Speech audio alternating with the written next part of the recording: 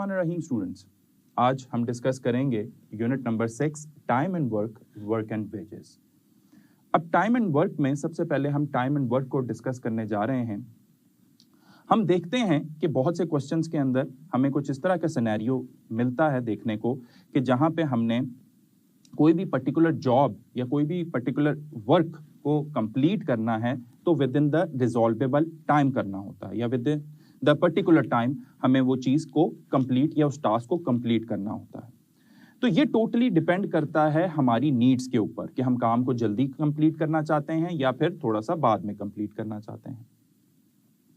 इसी लिहाज से हम ये देखते हैं कि हमारे पास जो नंबर ऑफ मेन हैं, जो रिसोर्सेज हैं, उसी लिहाज से हम नंबर ऑफ मेन को, उनकी तादाद को या तो बढ़ा देते हैं या तो कम कर देते हैं।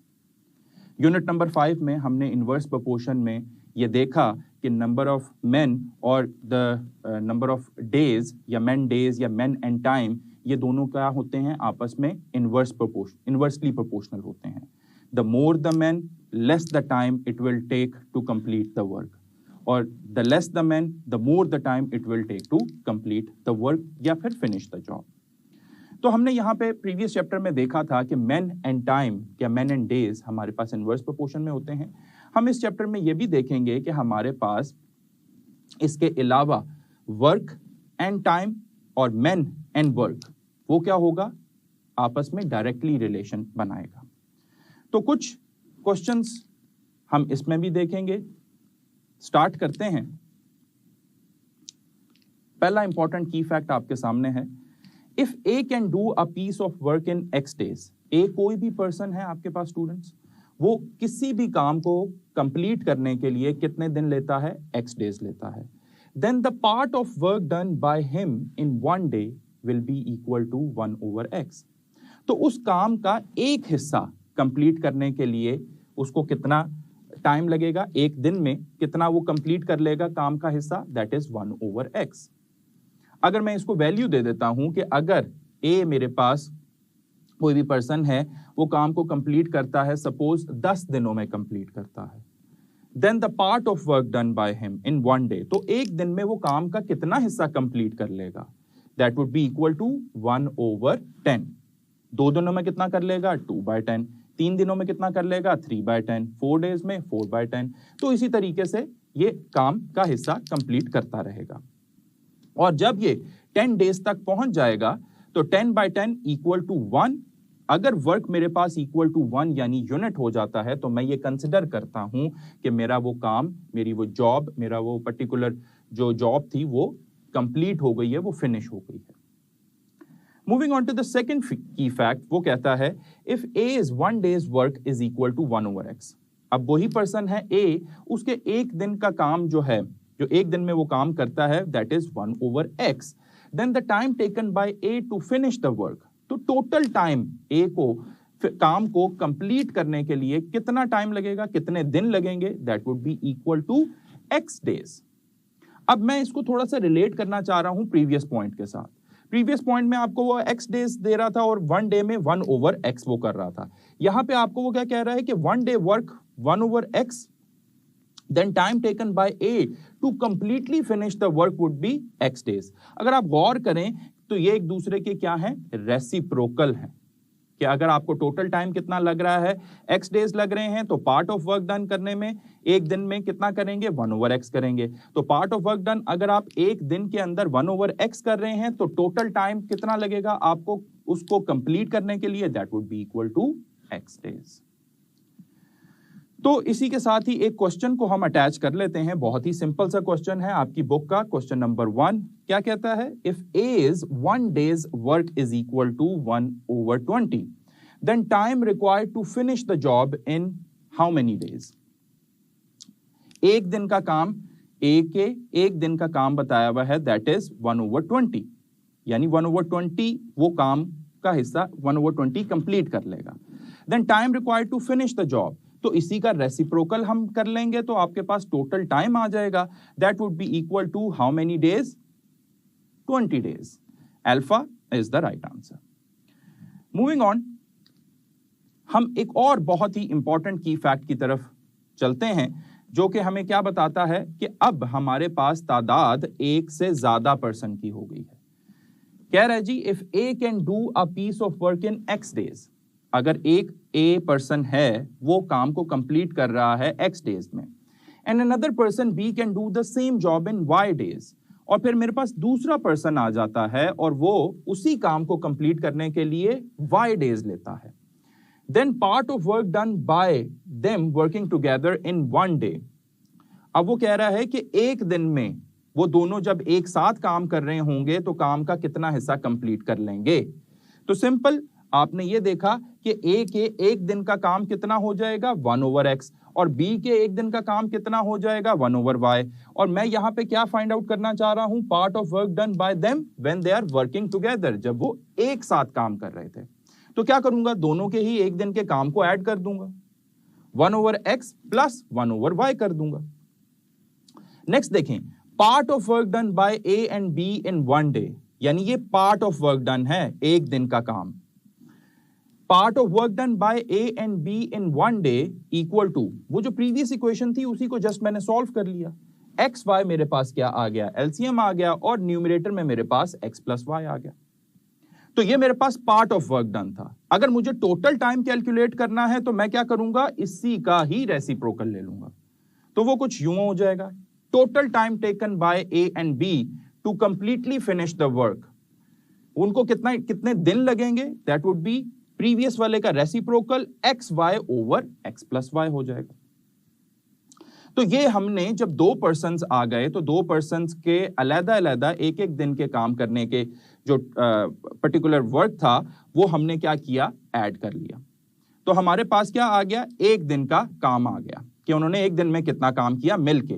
फिर उसके बाद जब हमने फाइंड आउट करना था कि टोटल टाइम कितना लगेगा तो उसी का रेसिप्रोकल कर दिया। तो ये एक फॉर्मूला जनरेट हो गया, और फॉर्मूला जनरेट अगर हो गया है तो उसके साथ एक क्वेश्चन अटैच कर लेते हैं। आपकी बुक का क्वेश्चन नंबर 4 है। वो कहता है if A can do a job in 20 days, A काम को कंप्लीट करने के लिए 10 डेज ले रहा है, another person b can do the same job in 20 days, और बी उसी काम को कंप्लीट करने के लिए 20 डेज ले रहा है, then time required to do the job when both of them are working together. तो वो ये पूछना चाह रहा है हमसे कि जब ये दोनों एक साथ काम कर रहे होंगे तो टोटल टाइम कितना लगेगा इनको काम को कंप्लीट करने के लिए। तो देखते हैं हमारे पास टाइम कितना था, that is x Y over x plus Y, यानी प्रोडक्ट ओवर सम की फॉर्म। आप देख सकते हैं आपके सामने फॉर्मूला मौजूद है जो लास्ट पे लिखा हुआ है, total time taken by a and b is equal to x Y over x plus y. यहां पे ए के जो काम करने के दिन है उसको एक्स से शो किया जा रहा है विच इज 10 डेज, और बी के काम करने के दिन कितने हैं जिसको वाई से शो किया जा रहा है, और वो कितने हैं 20 days. Time required to do the job and both of them are working together, simply इस फॉर्मूले के अंदर वैल्यूज पुट करेंगे, 10 into 20 ओवर 10 प्लस 20, ये कितना हो जाएगा जी 200 ओवर 30 हो जाएगा, ये जीरोस कैंसिल, तो आपके पास टाइम कितना आ जाएगा, दैट इज 20 ओवर 3, यानी इतने डेज लगेंगे। जब वो दोनों काम कर रहे हैं तो उनको काम को कंप्लीट करने के लिए इतना टाइम लगेगा। और अगर इसी में वो थोड़ा सा पूछ लेता at the end, then the time required to do the job and both of them are working together in one day, यानी पर डे के लिहाज से पूछ लेता तो इसी का रेसिप्रोकल हो जाता विच इज 3/20। इसी के साथ ही कुछ और मजीद आगे क्वेश्चंस डिस्कस करेंगे। ये एक तरीकेकार था कि आप फॉर्मूले के अंदर सिर्फ वैल्यूज पुट करें और आंसर फाइंड आउट कर लें। हम फॉर्मूले के बगैर भी इसको सॉल्व कर सकते हैं, तो उसके लिए भी हम एक अदद क्वेश्चन देख लेते हैं। जी स्टूडेंट्स, हम डिस्कस कर रहे थे time and work. Time and work से रिलेटेड हमने एक प्रॉब्लम डिस्कस किया, उसी से सिमिलर प्रॉब्लम डिस्कस करते हैं। आपकी बुक का क्वेश्चन नंबर 5 है। क्या कह रहा है जी, Alia can complete an assignment in 5 days. Alia complete कर लेती है असाइनमेंट को 5 डेज के अंदर, and Babar can complete the same assignment in 20 days, और वही असाइनमेंट बाबर जो है कंप्लीट करता है कितने दिनों में, 20 डेज में। The time taken by both Alia and Babar to complete the assignment working together is. अब जब आलिया और बाबर दोनों एक साथ ही उसी असाइनमेंट के ऊपर काम करेंगे तो फिर उनको कितना टाइम लगेगा उसी असाइनमेंट को एक साथ कंप्लीट करने के लिए। तो हमने लास्ट जो फॉर्मूला पढ़ा था that is t is equal to x Y over x plus Y, यानी this is the product form and this is the sum form, यानी प्रोडक्ट ओवर सम की फॉर्म में भी आप इसको लिख सकते हैं। फिर x जो हमारे पास दिन थे काम करने के वो a पर्सन के थे और y जो काम करने के दिन थे वो b पर्सन के थे। यहाँ पे भी ये जो आलिया है वो असाइनमेंट को कंप्लीट कर रही है, मैं ये कहता हूं कि ये मेरा x है, और y जो कि बाबर है काम करने कंप्लीट करने को कितने 20 डेज ले। अब जब दोनों ही एक साथ असाइनमेंट के ऊपर काम कर रहे हैं तो टोटल टाइम कितना लगेगा, सिंपली फॉर्मूले के अंदर वैल्यूज प्लेस करते हैं, 5 into 20 ओवर 5 प्लस 20, तो ये कितना हो जाएगा 50 5 to 100 हो जाएगा और ये 25 हो जाएगा। और अल्टीमेटली टोटल डेज कितने लगेंगे जब वो दोनों एक साथ काम को कंप्लीट असाइनमेंट को कंप्लीट करने लगते हैं तो टाइम कितना लगेगा 4 डेज लगेंगे। तो देखते हैं हमारे पास राइट आंसर क्या बन रहा है, चार्ली बन रहा है।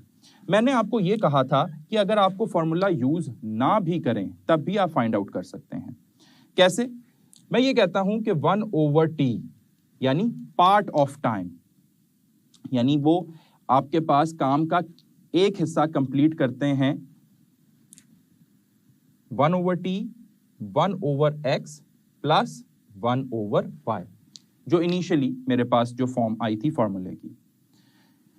अब यहां पे देखें 1/x, x कितना है 5 प्लस y कितना है 20। 5 और 20 का एलसीएम ले लेंगे आप, तो आपके पास एलसीएम क्या आ जाएगा 20 ही एलसीएम आ जाएगा। 5 4 प्लस 20 1, ये कितना हो गया मेरे पास 5/20 हो गया। इसको अगर सॉल्व करता हूं तो ये मेरे पास 1/4 आ जाएगा। तो ये 1/t था, यानी part of time taken by Alia and Babar in 1 day, एक दिन में वो काम का कितना हिस्सा कंप्लीट करेंगे that is 1/4।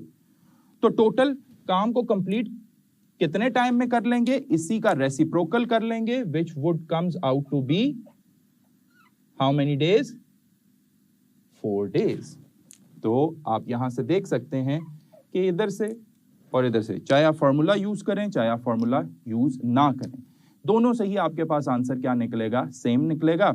Now choice is yours कि आपको कौन सा तरीकेकार ठीक लगता है, आप उस तरीके को ऑप्ट करें और क्वेश्चन को जल्दी से सॉल्व करें। इसी के साथ ही प्रैक्टिस क्वेश्चन स्टूडेंट्स लाजमी देख लिया करें। क्वेश्चन नंबर 2, 3, 7 एंड 8 आपकी बुक के ही क्वेश्चंस हैं, बुक के ऊपर मार्क कर लें। और इस टाइप के क्वेश्चंस जिसमें 2 पर्सन्स एक साथ काम करने के लिए वो फाइंड आउट करवा रहा होता है नंबर ऑफ डेज को, तो ये आप मार्क कर लें अपनी बुक के ऊपर और साथ साथ ही जहां पे फॉर्मूला लगता है फॉर्मूला अप्लाई करें, नहीं लगता क्वेश्चन को इस तरीके से सॉल्व करना चाहते हैं इस तरीके से सॉल्व कर लें और सॉल्व लाजमी किया करें ताकि प्रैक्टिस हो सके।